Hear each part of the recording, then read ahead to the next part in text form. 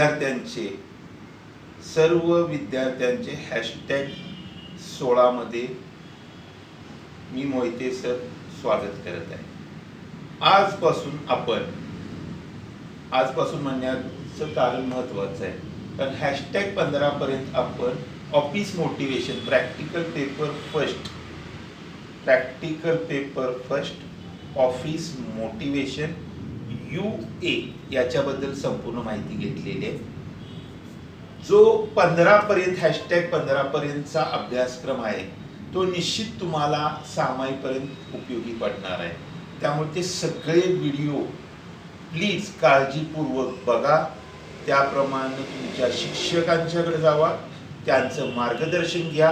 हे व्हिडिओ तुम्ही रेफरन्स म्हणून 100% वापरू शकता, पण मार्गदर्शन हे तुमच्या शिक्षकांचं घ्यायचं. जसं मी माझ्या विद्यार्थ्यांना ऑनलाईन या व्हिडिओच्या माध्यमातून मार्गदर्शन करत असतो. ओके, तर आज आपण मात्र बऱ्याच विद्यार्थ्यांचे मला फोन आले, सर आम्ही कॉस्टिंग शिकायला इच्छुक आहोत.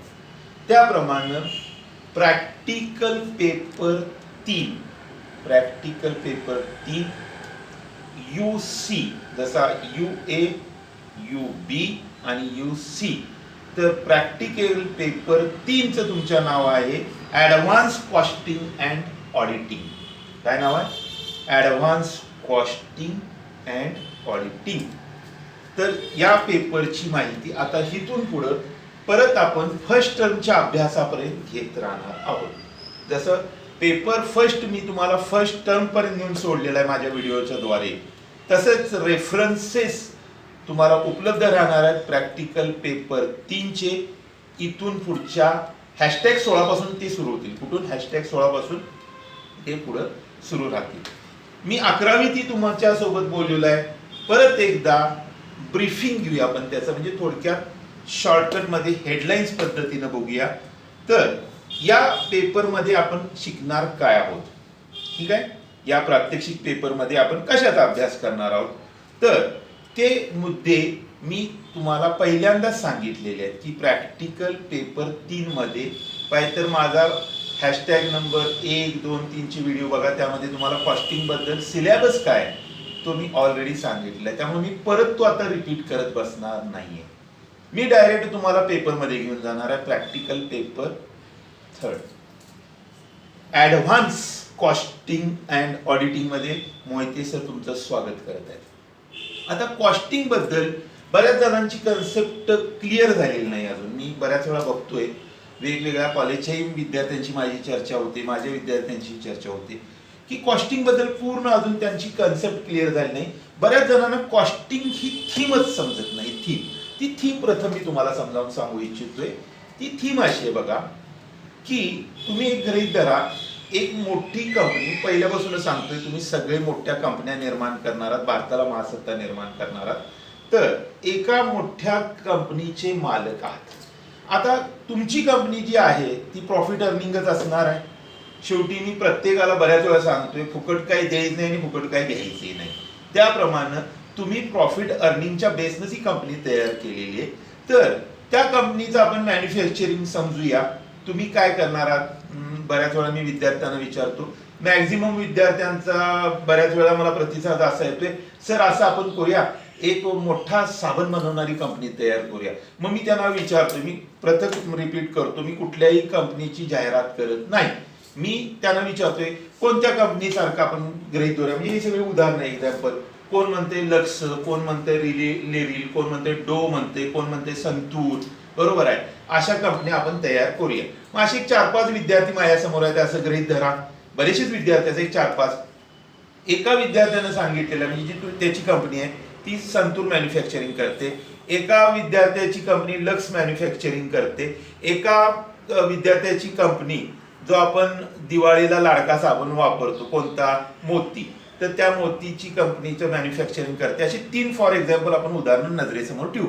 इतर कंपनी तुमच्या सगळ्यांच्या चांगले, त्या सगळ्यांचे साबण वापरा, मला कुठलेही तुम्ही साबण वापरा, करत तुमची त्वचा स्वच्छ राहू दे, निरोगी राहू दे, एवढीच माझी भावना. ओके, तर आपण फॉर एक्झाम्पल 3 कंपन्या गृहीत धरलेत, लक्स, संतूर आणि आपला लाडका मोती. तुमच्या सगळ्यांचा म्हणजे सगळ्याच तुमचे लाडके आहेत प्रॉडक्ट. तर ह्या 3 कंपन्यांच्या पद्धतीने आपण टार्गेट गृहीत धरूया.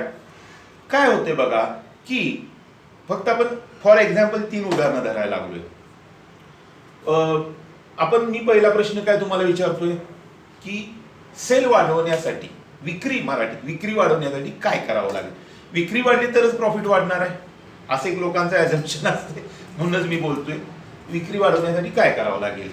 मग एखादा विद्यार्थी काय म्हणेल, हे बघा एक चांगलं मॉडेल आणूया आणि त्याची एक जाहिरात करूया, बरोबर आहे. मग ती जाहिरात संतूरवाल्याने स्टार्ट केली असं गृहीत धरूया. त्याप्रमाणे संतूरचा खप वाढायला लागला. मग लक्सवाले विचार करायला लागले की आपण काय करायचं, आपलं प्रोडक्शन कसं वाढवायचं, म्हणजे प्रॉफिट वाढवायचं. तर मग आपण पण तसंच करूया का, ठीक आहे. त्यांनी पण तसंच केलं, म्हणजे बघून मोतीवाल्यांनी बी तसंच केलं असं गृहीत धरूया. मग सगळ्यांचीच परत आहे तीच परिस्थिती निर्माण झाली. परत परिस्थिती तिथं झाली, सेल वाढला सत्य आहे, पण एका विशिष्ट लिमिटच्या पुढे क्रॉसच व्हायला तयार नाही. मग आता काय करायचं, म्हणजे नुसतीच विक्री वाढवून काय प्रॉफिट वाढतोय असं काही नाही आहे. मग काही जणांनी काय सांगितलं, सर विक्री वाढवायसाठी अनेक टेक्निक वापरूया, एखादं कॉईन त्यात टाकूया, बरोबर आहे, एखादं कॉईन टाकूया. ते कॉईन द्यायचं का नाही आपलं आपण ठरवू, पण आपण काय करूया, कॉईन आहे असं जाहीर करू, ठीक आहे. मग तसं त्यांनी एका कंपनीने जाहीर केल्यावर इतरांनी पण तशाच काहीतरी योजना काढल्या. परत विषय तिथं झाला. मग आता काय करायचं, मग मी परत विद्यार्थ्यांना प्रश्न विचारले, आता काय करायचं, सेल तर वाढवायचे, काय सेल वाढल्याशिवाय प्रॉफिट तर वाढणार नाही, तुमचं एक डोक्यात बसलेलं आहे, काय करायला पाहिजे. मग त्यावेळेला काही जणांनी असे पण प्रश्न टाकले, एकावर एक छोटीशी काहीतरी गिफ्ट देऊया, म्हणजे कसं 3 एक फ्री, 4 एक फ्री असं काहीतरी ठेवले. ओके म्हणलं, तसं करा. तसं केल्यानंतर सुद्धा पुन्हा प्रश्न असा निर्माण झाला, 3 कंपन्यांनी पण अशाच पद्धतीचा उलटा सुलटा फॉर्म्युला वापरला. परत पिक्चर त्याच ठिकाणी आलं. मग आता काय करायचं, प्रॉफिट तर वाढायला पाहिजे, आपल्याला टॉपमोस्ट व्हायचं तर प्रॉफिट वाढायला पाहिजे. असाच सेल वाढवण्यासाठी आणखीन काय. मग अशी बरीचशीच वेगवेगळी कारणं उदाहरणं आमच्या समोर आलीत. मी थोडीशीच तुम्हाला द्यायला लागलोय. तर अशी जर माझं एक डिटेल लेक्चर तुम्ही ऐकलं तर जवळपास 1.5 तास यावर चालतंय. आपल्याला कसं आहे की ऑनलाईन माध्यमातून काही रिस्ट्रिक्शन्स असल्यामुळेच मी थोडक्यात थांबवतो याविषयी. ते मग आता प्रॉफिट वाढवायसाठी काय करायला पाहिजे. मग मात्र माझ्या एका विद्यार्थ्यानं प्रश्न मला असा टाकला, सर समजा आपण मॅन्युफॅक्चरिंगच खर्च कमी केला तर, हेच म्हणजे कॉस्टिंग. काय मॅन्युफॅक्चरिंगच खर्च कमी केला, सगळे कॉस्ट जर रिड्यूस करत आलो आपण, तर निश्चित प्रॉफिट वाढेल का नाही मला सांगा. समजा एक साबण, एक उदाहरणार्थ 20 रुपयाला मार्केटला जातो, तो मॅन्युफॅक्चरिंग करण्यासाठी जवळपास 12-13 रुपये खर्च येतो. तोच खर्च, क्वालिटी तीच, दर्जा तोच ठेवून जर आपण पॅकेजिंग म्हणा, त्याची साईज हळू जर रिड्यूस करणे, असे बरेचसे ऑप्शन्स आहेत. त्यानंतर लेबरवरचा होणारा खर्च, रॉ मटेरियलवर होणारा खर्च, असे वेगवेगळे कन्सेप्ट जे आहेत ते जर आपण थोडेसे कमी केले आणि समजा एक मॅन्युफॅक्चरिंग होणारा साबण आपला 13 रुपयाचा जर आपण 12 रुपयावर आणला, तर एका साबणामागं 1 रुपया जर आपण वाचवला, तर कमीत कमी 10 करोड साबण जर आपण संपूर्ण भारतवर्षामध्ये भारतात विकत असेल, तर 10 करोड हा तुमचा डायरेक्ट प्रॉफिट झाला का नाही. हीच कॉस्टिंग आहे. कॉस्टिंग म्हणजे काय, हाऊ टू रिड्यूस कॉस्ट कशी कमी करायची, काय मार्ग वापरता येतील, हे आपण संपूर्ण ह्या कॉस्टिंगमध्ये असणाऱ्या सिलेबसमध्ये शिकत असतो. तर त्याप्रमाणे आता तुम्हाला कॉस्टिंग ही थीम समजली. ऑडिटिंगचा भाग मी ज्यावेळेला घेईन त्यावेळेला ऑडिटिंग किती महत्वाचं आहे हे मी सांगेन. पण थोडक्यात एक सांगू इच्छितोय की तुमच्या हिशोबामध्ये जर अफरातफरी होत असतील आणि त्याला जर लगाम घातला गेला नाही, तर कितीही तरी प्रॉफिट वाढवलं तरी ते लॉसच्या दिशेनंच कंपनीला घेऊन जातं. त्यासाठी ऑडिटिंग किती महत्वाचं आहे. एक जागरूक ऑडिटर कसा असतो, एक वॉचफुल डॉग, शब्द काय watchful dog but not harmful, बरोबर आहे. It is not blood hounded, तो रक्तपिपासू नाही आहे, तो एक जागरूक आहे की जो तुम्हाला संदेश देत असतो की हे तुमच्याकडून बाबत तुमची फसवणूक चाललेली आहे तुमच्या कंपनीची, किंवा काय शेअर होल्डरना सांगत असतोय की तुमच्या कंपनीमध्ये असं असं अपराधपर होण्याचे चान्सेस आहेत. म्हणून ऑडिटिंग आणि ऑडिटर हा फारच महत्वाचा आहे. तो आपण त्या टप्प्यामध्ये तो अभ्यासक्रम आला की त्या ठिकाणी जाऊ. तर आता कॉस्टिंगची थीम तुम्हाला समजलेली आहे. कॉस्टिंग ही थीम काय ही तुम्हाला समजलेली आहे. तर आपण येऊया प्रॅक्टिकल पेपर 3च्या प्रॅक्टिकल नंबर 1 मध्ये. ठीक आहे. तर त्या प्रॅक्टिकलचं नाव असेल ठेका परिव्यय पद्धत, कॉन्ट्रॅक्ट कॉस्टिंग. आता कॉन्ट्रॅक्ट काय कन्सेप्ट, कॉन्ट्रॅक्ट आपण सगळीकडे ऐकतोय, रस्त्याची कॉन्ट्रॅक्ट ऐकतोय, त्यानंतर नदीवर पूल जो बांधला जातोय त्याचंही पण एक कॉन्ट्रॅक्ट असतं. कॉन्ट्रॅक्ट ही थीम तुमच्या आसपास सगळीकडे आहे, सगळीकडे आहे. प्रत्येक ठिकाणी तुम्ही गेला तर तुम्हाला कॉन्ट्रॅक्ट हा शब्द निश्चित ऐकायला मिळेल. मग हे कॉन्ट्रॅक्ट प्रॅक्टिकल स्वरूपात कसं अभ्यासायचं हे आपण डायरेक्ट प्रात्यक्षिकांच्या द्वारे अभ्यासणार आहोत. आता मी एक तुम्हाला इमॅजिन करण्यासाठी सांगतो, जसं मी एक इमॅजिनेशन तुमच्यासमोर, इल्युजन नाही, इमॅजिनेशन करण्यासाठी सांगून एक इमॅजिन किंवा एक एक्झाम्पल तयार करतोय. मला एक चांगला छोटासा बंगला बांधायचा, ठीक आहे. तुमचंही प्रत्येकाचं स्वप्न असणार आहे. अर्थात तुम्ही माझे विद्यार्थी असल्यामुळं, मोठमोठ्या कंपन्यांचे भावी मालक होणार असल्यामुळं तुमचा बंगला हा मी अपेक्षित धरतो की कित्येक एकरात असावं, ठीक आहे. मी आपला एक शिक्षक असल्याप्रमाणे मी एक ॲझ्युम करतो की माझा एक साधारण 2 मजली ज्या ठिकाणी 3 BHK असतील अशा पद्धतीचा एक बंगला मला अपेक्षित आहे छोटासा, ठीक आहे, की जो साधारण 2500 स्क्वेअर फूट मध्ये राहील, ठीक आहे. मग तो 2 मजली आहे, मग कसं म्हणणार आपण, खाली 2000 स्क्वेअर फूट बांधू, वरती 500 स्क्वेअर फूट बांधू, बरोबर आहे. खाली 1500 बांधू, वरती 1000. हे प्राथमिक त्याचं डिझाईन. ओके, आता कॉन्ट्रॅक्ट कसं स्टार्ट होतं बघा.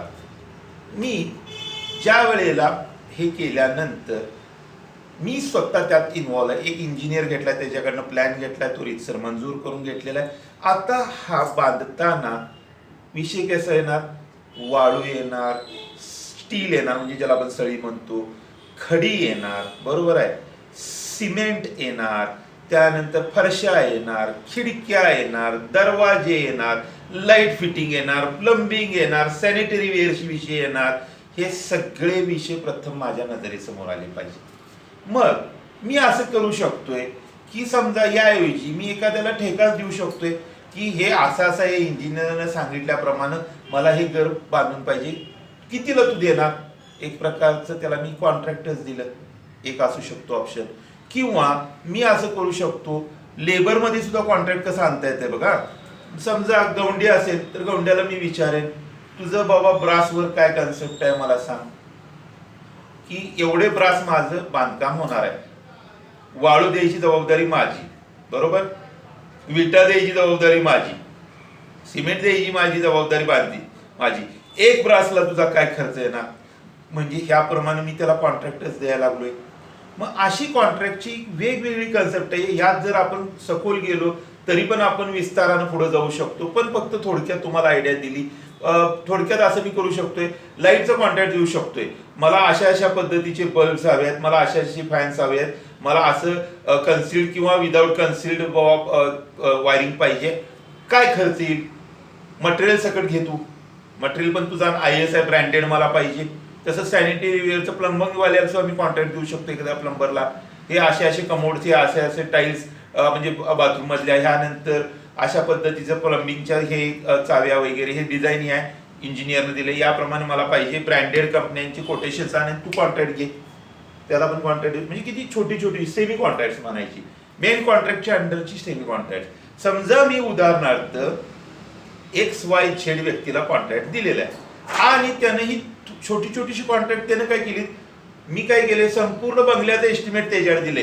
मला हा इंजिनियरनं दाखवल्याप्रमाणे 3D कॉम्बिनेशन प्रमाणे असा मला टकाटक बंगला पाहिजे, इथं हे पाहिजे तिथं ते पाहिजे, कसं घ्यायचं तू कर आणि तू मला एक सांग. त्याप्रमाणे त्यानं मला एक एस्टिमेटेड 50 लाख व्हॅल्यू सांगितलेले आहे. हे 50 लाख द्या, बरोबर तुम्हाला स्टेप बाय स्टेप अगदी पेंटिंग करण्यापासून तुम्ही जे प्रिस्क्राईब केले त्या सकट मी तुम्हाला 6 महिन्यात तुमच्यासमोर तुमचा हा बंगला 2500 स्क्वेअर फूटचा तयार करतो. ओके, मग तो काय करणार आहे, ही सब कॉन्ट्रॅक्टरना कामं देणार आहे.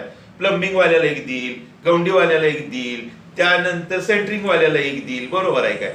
हे असे तू सब कॉन्ट्रॅक्ट देत राहील. मग प्रत्येक गोष्टीचं तसंच असते की सुरुवातीला घेणारा कॉन्ट्रॅक्टर सगळीच कामं स्वतः बघू शकत नाही, तो आपली सब कॉन्ट्रॅक्ट म्हणून कॉन्ट्रॅक्ट पुढे फॉरवर्ड करत असतो.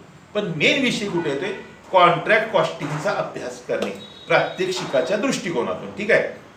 तर त्यासाठीचे काही थीम्स आहेत, त्या थीम्स मधले पहिले टप्पे मी तुमच्या समोर मांडू इच्छितोय की कॉन्ट्रॅक्टची पेमेंट कशा पद्धतीने भागवलं जातं, बरोबर आहे. समजा तुमचं काम 25% पॉईंट बघा 25% कमी असेल तर तुम्ही प्रॉफिट इमॅजिन करायचा नाही.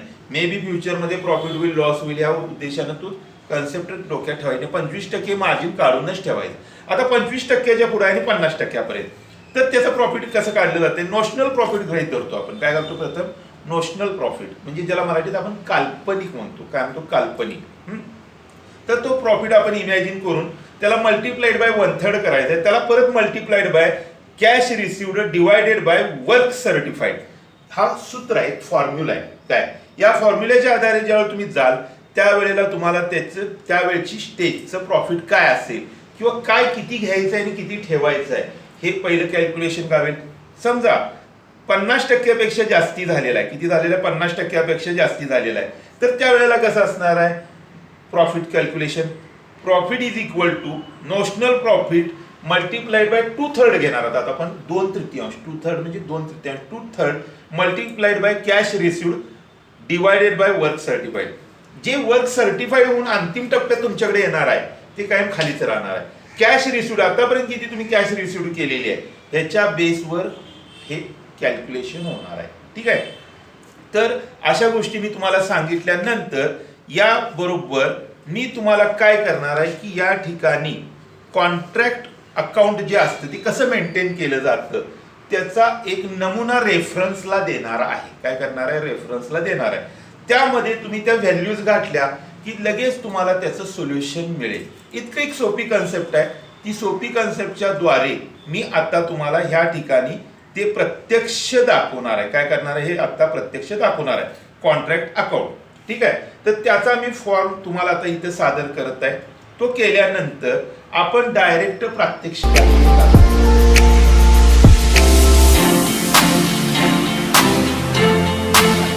मध्ये गेल्यानंतर ते प्रॉब्लेम्स कसे सोडवायचे कॉन्ट्रॅक्ट कॉस्टिंगवर जे बोर्डाच्या पद्धतीप्रमाणे जे काही प्रॉब्लेम्स येतात.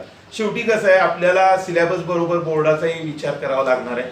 कारण सध्या तुमच्यासाठी महत्वाचे गुण आहेत. हा अर्थात हे आयुष्यभर तुम्हाला कॉस्टिंग उपयोगी पडणार आहे. माझ्याकडनं पाहिजे स्टॅम्पवर लिहून घ्या.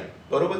पण आता आपण थोडासा बोर्डाच्या पॅटर्न प्रमाणे याचा विचार करून याचे प्रॉब्लेम्स मी तुम्हाला पुढच्या व्हिडिओमध्ये देणार आहे. हा व्हिडिओ निश्चित तुम्हाला आवडलेला आहेच. तर तो लाईक सबस्क्राईब करा आणि इतरांना तो शेअर पण ही लिंक करा. आणि या माध्यमातून तुम्हाला काही अडचणी कॉस्टिंगच्या जर येणार आहे सुरुवातीला सांगतोय तर त्या निश्चित कॉमेंट सेक्शन मध्ये टाका. त्याच्या आधारे एक आपण तुमच्यासाठी वेगळा व्हिडिओ तयार करूया. आणि इथंच थांबतो.